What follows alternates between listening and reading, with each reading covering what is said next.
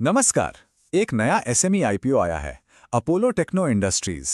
सवाल यह है कि क्या ये एक सुनहरा मौका है या फिर एक छिपा हुआ खतरा। चलिए आज इसकी पूरी जांच पड़ताल करते हैं। यहीं से हमारी जांच का सबसे बड़ा सवाल खड़ा होता है। क्या ये ग्रोथ असली है? मतलब क्या ये कंपनी भविष्य का मल्टीबैगर बन सकती है या फिर ये सब सिर्फ आईपीओ के लिए की गई एक दिखावा है? ठीक है, तो आगे बढ़ने से पहले जरा इसकी बेसिक डिटेल्स पर एक नजर डाल लेते हैं। इशू खुल रहा है 23 से 26 दिसंबर 2025 तक।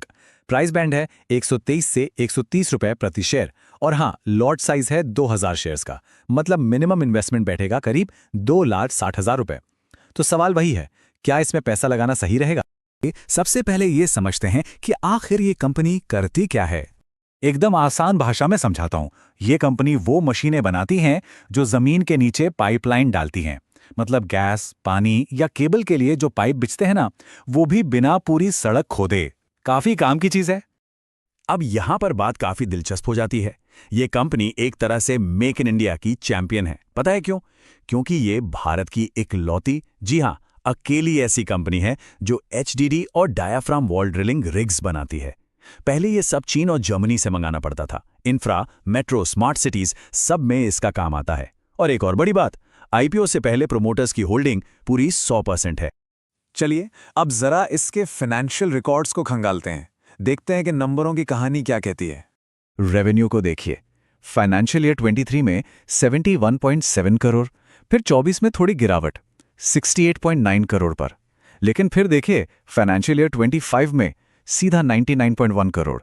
ये लगभग 44% की ग्रोथ है, और वो भी ठीक आईपीओ से पहले वाले साल में। और अब आता है इस कहानी का सबसे बड़ा ट्विस्ट, प्रॉफिट।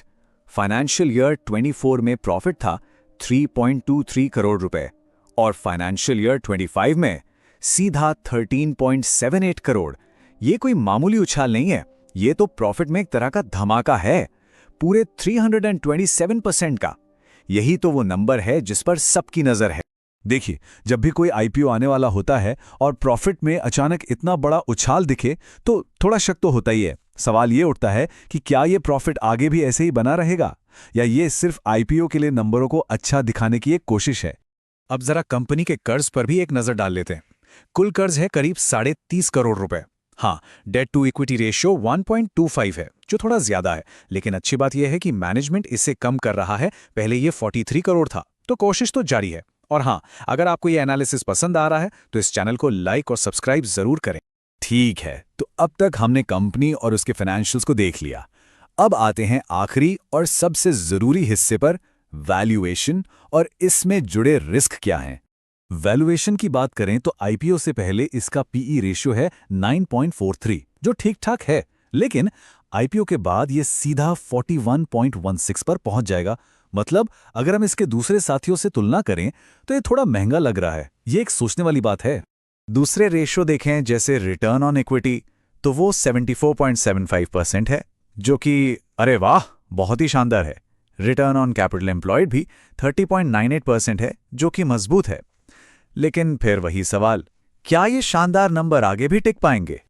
और अब आते हैं सबसे बड़े रिस्क फैक्टर पर। देखिए, कंपनी का लगभग 67% बिजनेस सिर्फ टॉप 10 कस्टमर्स से आता है। ये एक बहुत बड़ी निर्भरता है। सोचिए, अगर इनमें से कोई एक दो बड़े कस्टमर भी चले गए तो कंपनी के रेवेन्यू पर सीधा और बड़ा असर पड़ेगा। तो सारी बातें सुनने और समझने के बाद अब क्या करें? फाइनल फैसला क्या होना चाहिए? अप्लाई करें या दूर रहें? चलिए देखते हैं। अभी की बात करें तो इसका ग्रे मार्केट प्रीमियम यानी जीएमपी लगभग 15% के लिस्टिंग गेन का इशारा कर रहा है। ये ठीक ठाक है, पर कोई बहुत जबरदस्त भी नहीं है। तो देखिए, आखिरी फैसला आज ही नहीं लेना है। ये एक तरह से वेट एंड वॉच वाला गेम है। करना क्या है? पहला, जीएमपी पर लगातार नजर रखनी है। दूसरा, इशू के दिनों में सब्सक्रिप्शन के आंकड़ों को ध्यान से देखना है। और तीसरा, अप्लाई करने के बारे में तभी सोचना है जब सब्सक्रिप्शन कम से कम 20 से 30 गुना हो जाए और जीएमपी भी मजबूत दिखे। अब ये फैसला काफी हद तक आपकी अपनी सोच पर भी निर्भर करता है। अगर आपको मेक इन इंडिया और भारत के इंफ्रास्ट्रक्चर ग्रोथ स्टोरी पर भरोसा है और आप लंबे समय के लिए निवेश करना चाहते हैं, तो ये आपके लिए हो सकता है। लेकिन अगर आप सिर्फ 50% से ज्यादा के लिस्टिंग गेन की उम्मीद कर रहे हैं या फिर कंपनी के कर्ज और प्रॉफिट की स्थिरता को लेकर चिंतित हैं, तो शायद आपको इससे दूर रहना चाहिए। तो ये हमें एक आखिरी सवाल पर लाकर छोड़ देता है। हमने कंपनी के फंडामेंटल्स देखे, उसकी ताकत और कमजोरियों को परखा, लेकिन क्या इस जैसे आईपीओ में आखिरी फैसला सिर्फ और सिर्फ मार्केट सेंटीमेंट्स पर आके टिक जाता है? क्या जीएमपी और सब्सक्रिप्शन के आंकड़े ही सब कुछ तय करेंगे? सोचने वाली बात है।